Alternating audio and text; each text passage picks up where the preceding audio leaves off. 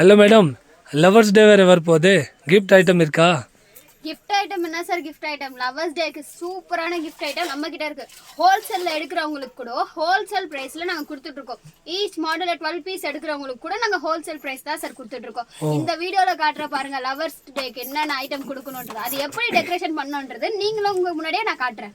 ஓ இப்படியா, காட்டுங்க madam.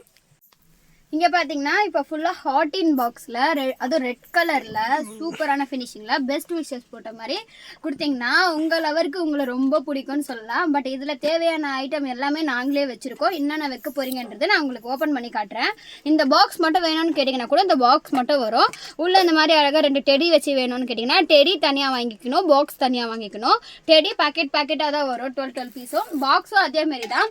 ஹோல்சேலாக purchase பண்ணுறவங்களுக்கு இது ஹோல்சேல் ப்ரைஸாக நாங்கள் கொடுத்துட்ருக்கோம். உங்களுக்கு அப்படி ரீட்டைல் பர்ச்சேஸ் பண்ணணும்னா அதுக்கு ஹோல்சேலில் தான் நீங்கள் வாங்கணும்.